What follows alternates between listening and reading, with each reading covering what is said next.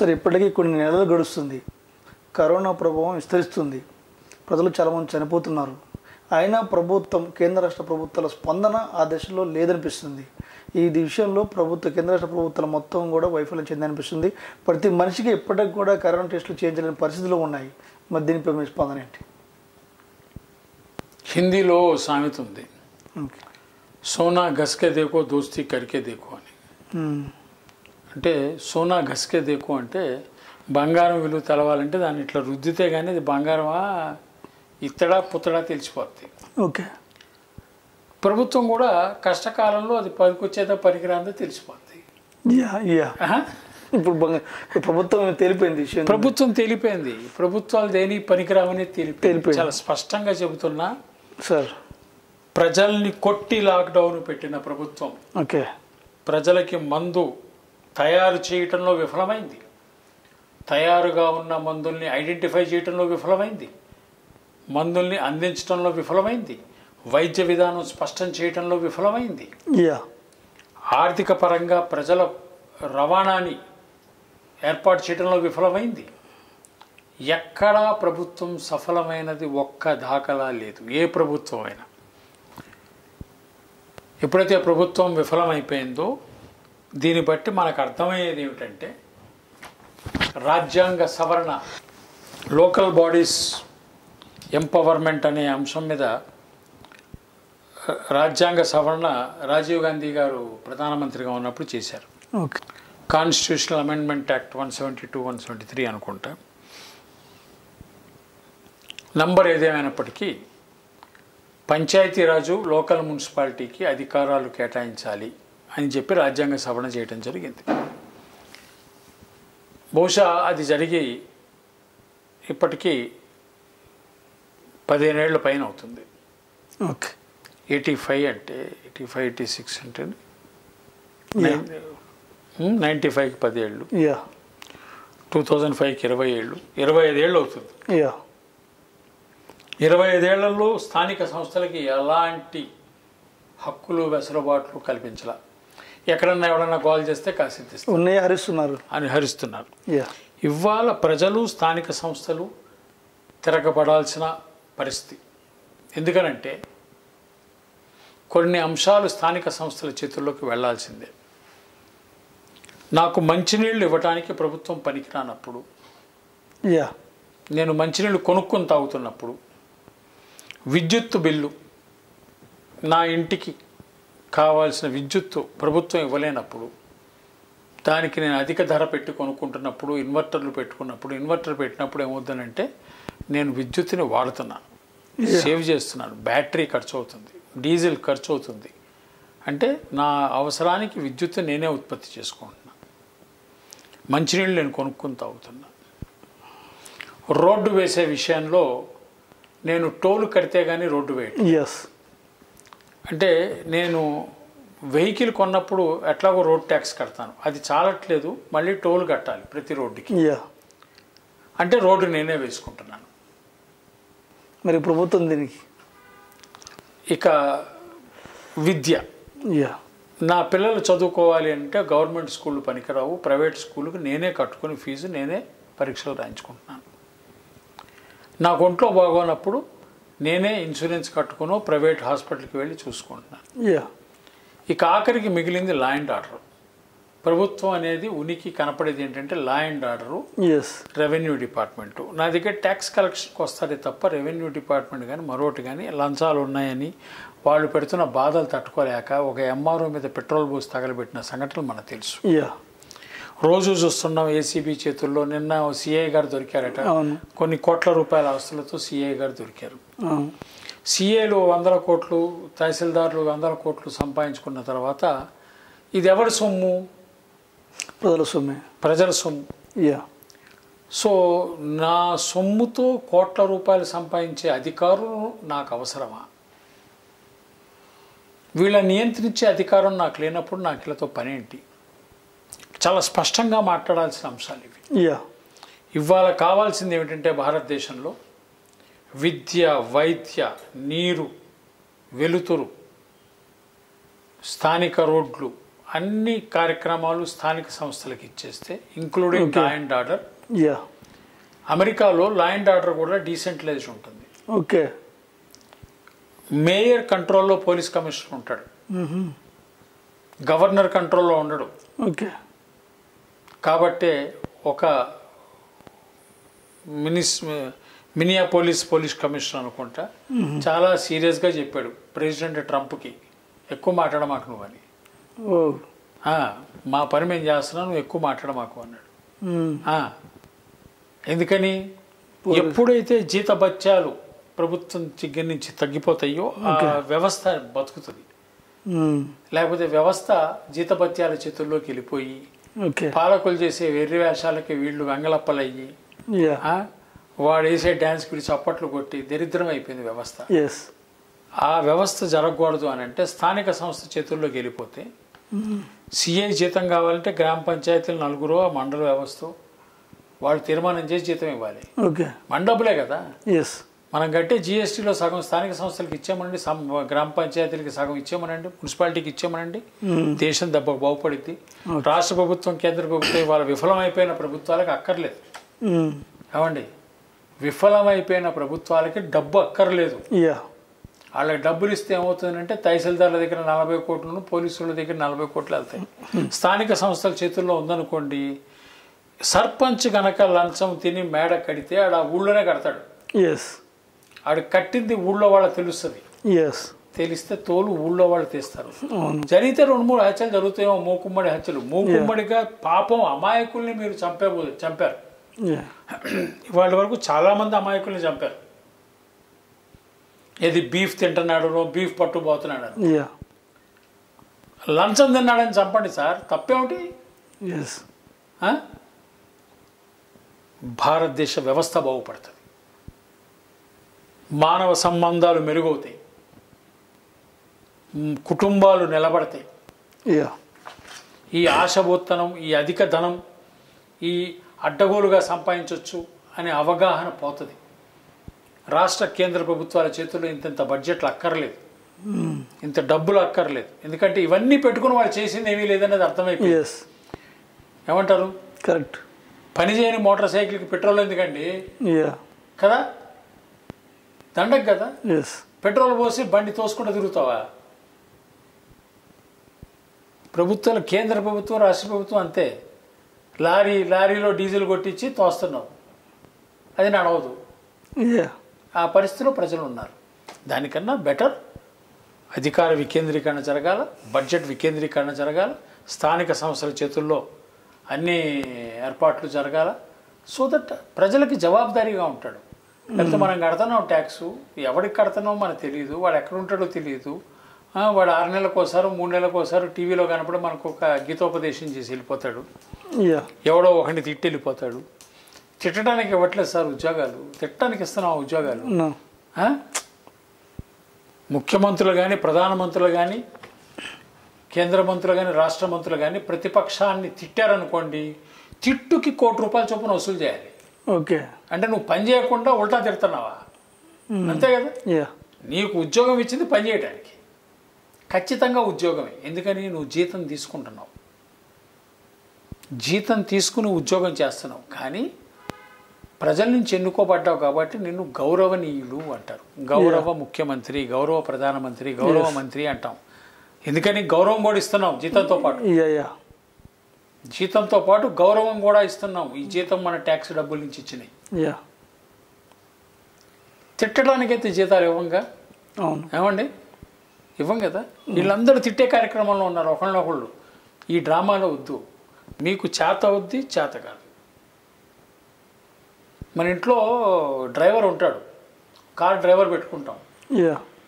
2 యాక్సిడెంట్లు చేశాక మీరు ఉంచుకుంటారా, తీసేస్తారా? తీసేస్తాం కదా. తీసేయండి సార్. వీళ్ళని కూడా ఫెయిల్ అయిపోయింది. కరోనా వీళ్ళ నైపుణ్యతని, వీళ్ళ జాతకాలని, వీళ్ళ బతుకు తెరువుని, వీళ్ళ లోతుల్ని, వీళ్ళ పాతుల్ని, వీళ్ళ బతుకుని బట్ట బయలు చేసింది. గత 5 నెలలుగా ప్రజల కళ్ళ ముందు నగ్న చిత్రం వచ్చేసింది, ఎక్స్రే వచ్చేసింది వీళ్ళది. వీళ్ళు దేనికి పనికిరాని చెత్తవదలని ఎక్స్రే వచ్చేసింది. అంటే ఎప్పటికైనా పబ్లిక్లో అవేర్నెస్ వచ్చిందంటారా? రాకపోతే పబ్లిక్ వాళ్ళ తిప్పలాళ్ళు ఎందుకు పడుతున్నారు? వాళ్ళ గోళాలు చేసుకుంటున్నారు. ఓకే. వీళ్ళ దగ్గరికి వెళ్ళి లైన్లో నిలబడి చచ్చిపోవట్లేదుగా. ఓకే. అవునా కదా? భవిష్యత్తు రాజకీయాల మీద కూడా ఈ కరోనా ప్రభావం ఉండబోతుంది. ఖచ్చితంగా ఉంటుందండి. ఎందుకు ఉండదు? ఖచ్చితంగా ఉంటుంది. మనం 4 నెలల నుంచి చెబుతున్నాం, ఉత్తరాలు రాసాం. ఇవాళ నేను చెబుతున్నా, నేను తిట్టే కార్యక్రమంలో లేను. నేను పరిష్కారం చేసి మాట్లాడుతున్నా. నేను పరిష్కారం చేసి మాట్లాడుతున్నా, చూపించి మాట్లాడుతున్నా. మిమ్మల్ని గుర్తించి మీకు వినతి పత్రాలు సమర్పించి మీరు కళ్ళు మూసుకుని ఉంటే, మీరు గుడ్డివాళ్ళైనా సరే చెవుల్లో చెప్పి, చెవులు మూసుకుంటే సైగలు చేసి మేము ప్రయత్నాలు అన్నీ చేసాం. ఇంత అంగవైకల్యం ఉన్న ప్రభుత్వంతో మనకి ఏం పనండి కదా? స్ట్రెచర్ మీద, వీల్ చైర్ మీద ఉన్నవాడు మన పాలించేది. మనం మోసుకోవాలి, వాడిని పోయాలా కదా? Correct. You can't carry a blind and deaf government. There must be a strong reason for them to become blind and deaf. ఒక ప్రభుత్వం గుడ్డిది చెవిటిది అయిందంటే చాలా పెద్ద కారణమే ఉండవచ్చు. ఆ కారణం మెదడు నుంచి వచ్చింది, లాభం నుంచి వచ్చింది. కాబట్టి విషయాలు తేల్చుకోవాల్సిన సమయం ఏర్పడింది. అందుకనే వాళ్ళ హైకోర్టులు, సుప్రీంకోర్టులు ఏ స్థాయిలో స్పందిస్తున్నాయి, ఎంత స్పందిస్తున్నాయి. ప్రతి అంశం హైకోర్టుకి వెళ్ళాలా? ప్రతి అంశం హైకోర్టు నిర్దేశిస్తే ఇంకెందుకండి పరిపాలన? ఇప్పటికి కూడా మించిపోయింది ఏం లేదు. ఇప్పుడు వీళ్ళు పెద్ద గొప్ప ప్రతిభావంతులు గారు, సర్పంచులు తక్కువ ప్రతిభావంతులు గారు. వీళ్ళు ఎంత స్థాయో సర్పంచులు కూడా అంతే స్థాయి. నా అభిప్రాయం, రాష్ట్ర ప్రభుత్వాలు, కేంద్ర ప్రభుత్వాలు, సర్పంచులు, మున్సిపల్ చైర్మన్లు, మేయర్లు అందరూ ఒకటే స్థాయి. పెద్ద వ్యత్యాసం ఏం లేదు. వీళ్ళ ఆలోచనలు ఏం లేదు. ఎక్కువ డబ్బులు దొరికితే ఎక్కువ డబ్బులు ఎత్తుకుపోతారు, తక్కువ డబ్బులు ఉంటే ఈడు అందుబాటులో ఉంటాడు. కనీసం కొన్నన్నా పనులు చేస్తాడు. ప్రజలు కొడతారనే భయం అన్నా ఉంటుంది.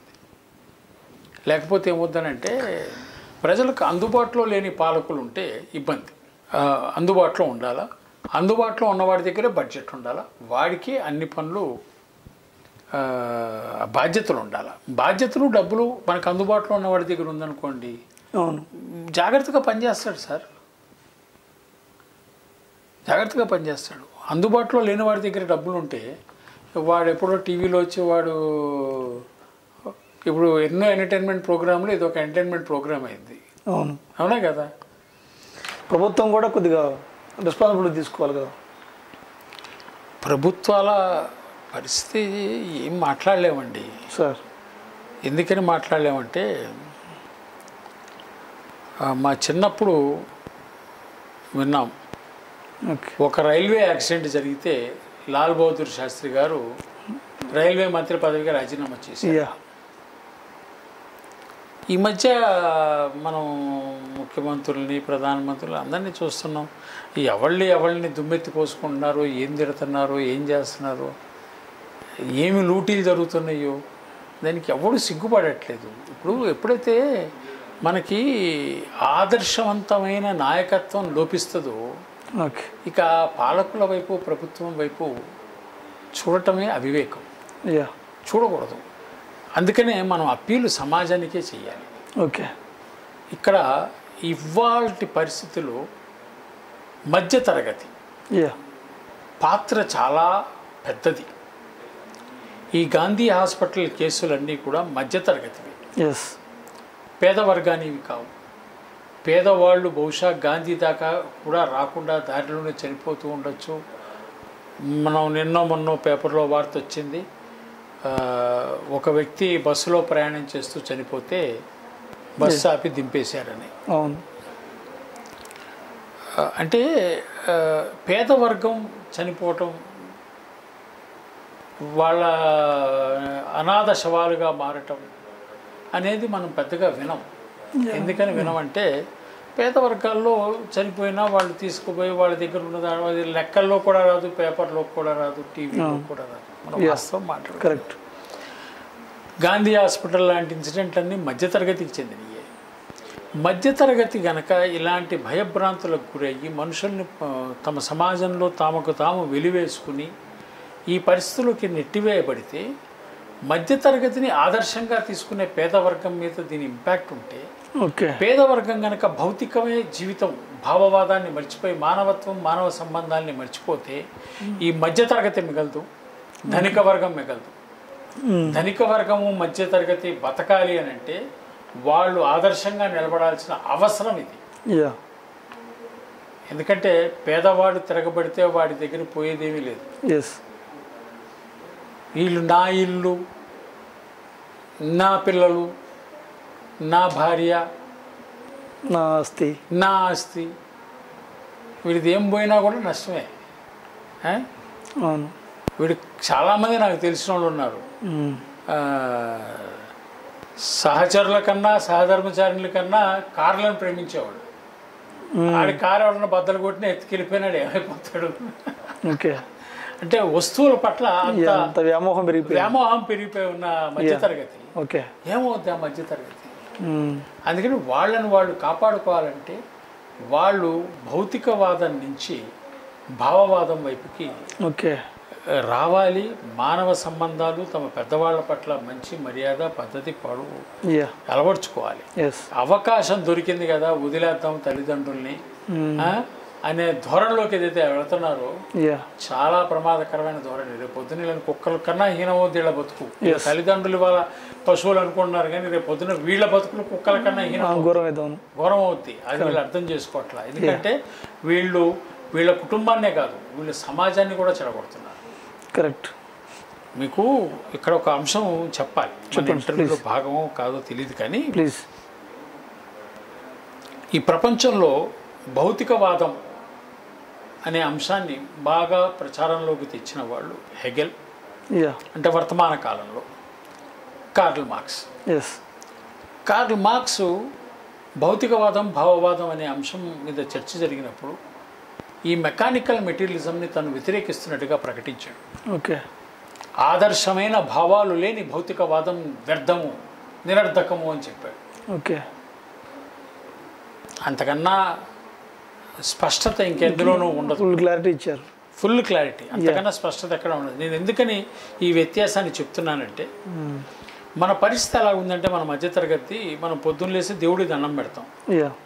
నాకు ఆరోగ్యాన్ని ఇవ్వు, నాకు ఐశ్వర్యాన్ని ఇవ్వు, నాకు ప్రమోషన్ ఇవ్వు, నాకు డబ్బు ఇవ్వు, నాకు అనే బెగ్గింగ్ బోల్తో అడుక్కుంటున్నాం. పొరపాటును కూడా నా తల్లి ఆరోగ్యం కూడా బాగుండాలి, నా తండ్రి ఆరోగ్యం కూడా బాగుండాలి. టైం ఉంటుంది దానికి.